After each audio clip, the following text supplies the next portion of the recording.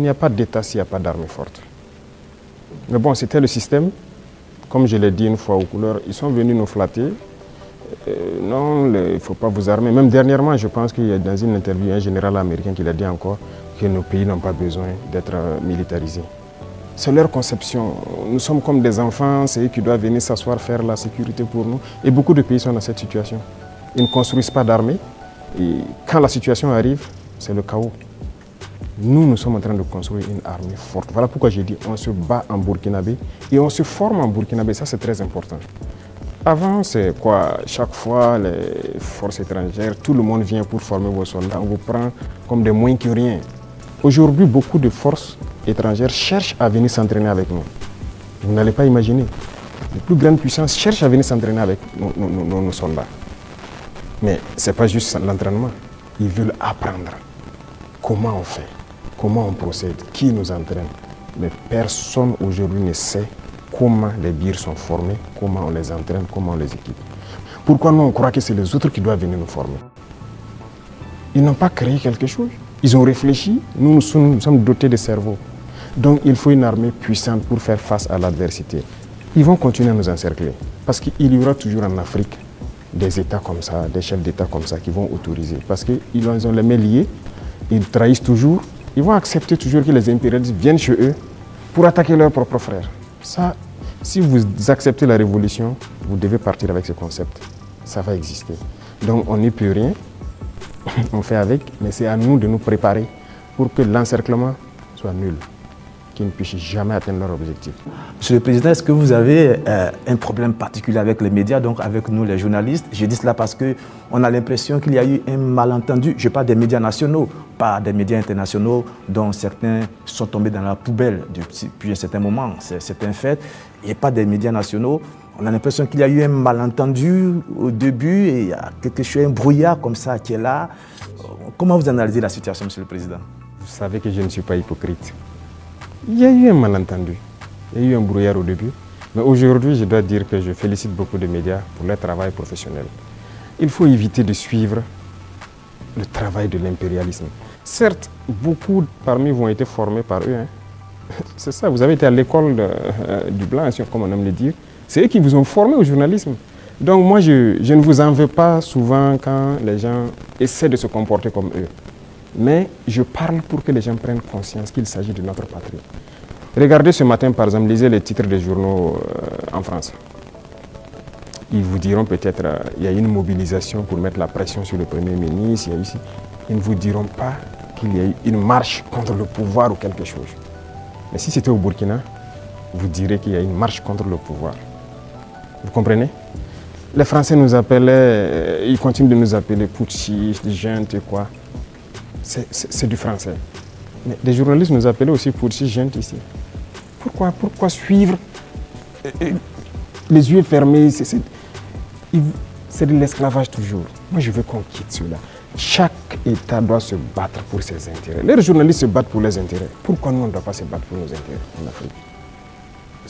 Donc c'est ça, ce n'est pas uniquement les journalistes. J'en viens à certains intellectuels qui sont sur des plateaux de télé en Afrique aussi. Quand ils prennent la parole, vous posez des questions, mais est-ce qu'il est africain? Ou bien génétiquement, il n'est pas là, quoi. Il n'est pas avec nous. C'est une réalité. Un retard. Oui, il faut se décoloniser les mentalités, les manières de faire. Chacun doit se battre pour sa patrie. Vous pouvez avoir une information qui est peut-être vraie et juste, mais vous décidez de ne pas sortir l'information. Parce que ça peut porter préjudice à la défense nationale, à la sécurité, à la cohésion, et ainsi de suite.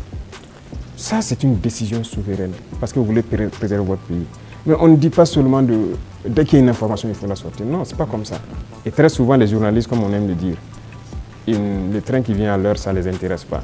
C'est le train qui est en retard. Vous le savez, Monsieur le Président, donc vous nous comprenez de temps en temps. Ah oui, mais il faut éviter ça. Moi, je veux maintenant que vous vous intéressez au train qui vient à l'heure. Les gros points pour que les gens puissent comprendre où nous allons. Alors, si vous remarquez, dans le modèle même de gouvernance, la lutte contre la corruption et la bonne gouvernance, il y a d'abord l'exemple que les gouvernants doivent donner.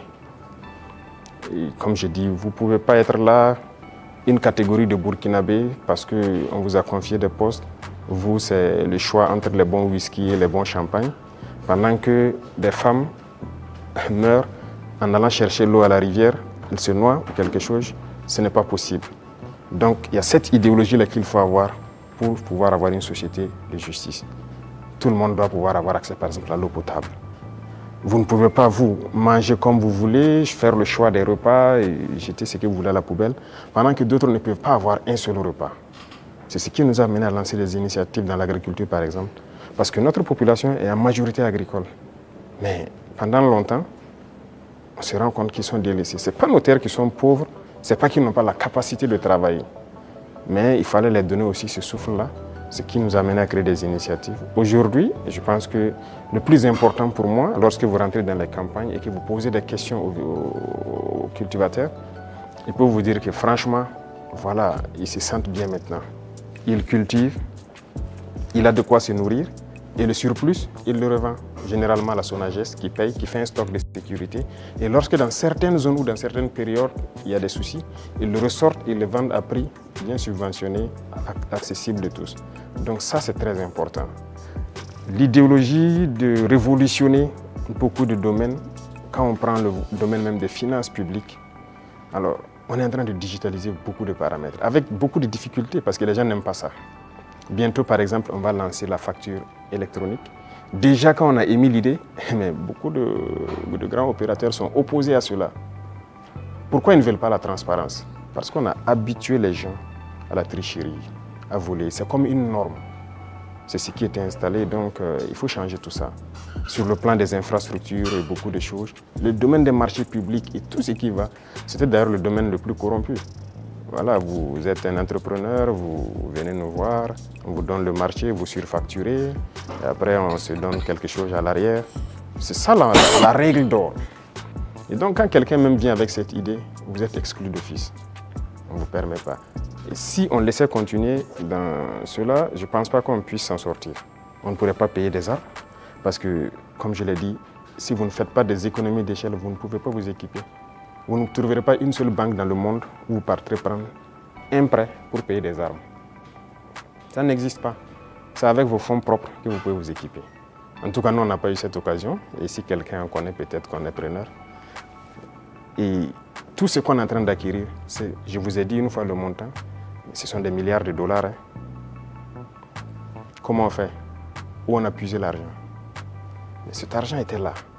Il fallait assainir le domaine des finances, le commerce et tout ce qui va avec. Et le fonctionnement de nos sociétés d'État, vous avez pu remarquer cette année les résultats de 2024 qui sont au-delà. 2025 est encore meilleur que 2024. Je prends le domaine des hydrocarbures où dès 2023, nous avons fait d'énormes progrès. Avant, c'était des subventions de l'État. Ça veut dire qu'on collectait encore des impôts pour subventionner la société, pour payer le surplus, le manque à gagner et tout ça. Mais maintenant, la société n'est plus dans cette situation. On a épongé toutes les dettes de la société et elle commence à faire des marches. Mais c'est parce qu'il y avait la corruption dans le milieu. Donc il y a tellement de situations, je ne peux pas tout citer. Et donc il faut révolutionner ce domaine aussi par la digitalisation et tout ce qui va avec. L'administration en gros, tout est en train d'être digitalisé pour que les gens n'aient plus accès à l'argent liquide qui circule et que les choses soient transparentes. Vous qui demandez le service, vous savez à quoi ça correspond et vous savez où votre argent part. Les infrastructures, vous êtes témoins aussi, qui sont vraiment un problème crucial. On est en train de révolutionner tout. Donc c'est l'esprit comme ça, de changer de paradigme, faire ce qu'on n'avait pas l'habitude de faire. Donc comprenez ça par cette phrase.